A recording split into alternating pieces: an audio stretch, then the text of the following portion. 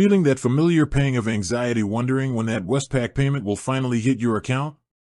You're not alone. It's a common question, and today, we're diving deep into the fascinating world of Westpac transfer times.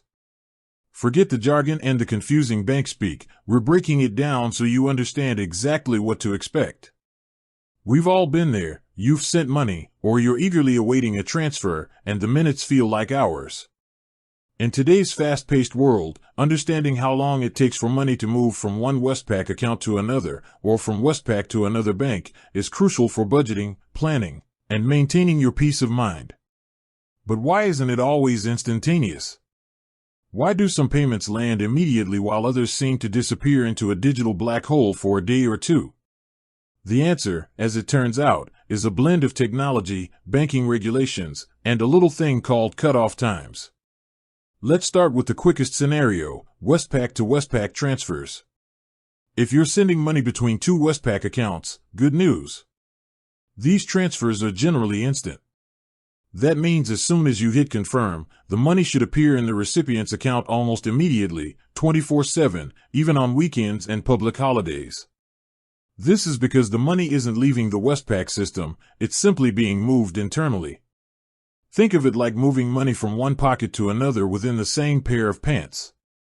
Now, things get a little more interesting when you're sending money from Westpac to another bank, like Combank, NAB, or ANZ.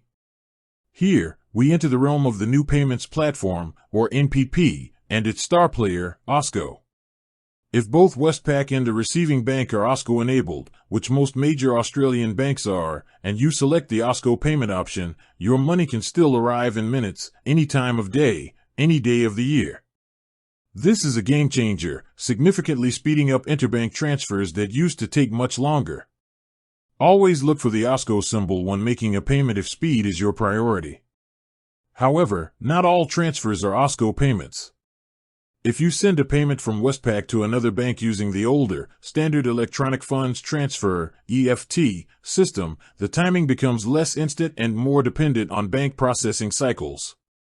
Generally, if you make an EFT payment before Westpac's daily cutoff time, which is usually around 5 p.m. Australian Eastern Standard Time on a business day, though it can vary slightly, so always check Westpac's official website, the money should arrive in the recipient's account by the end of the next business day.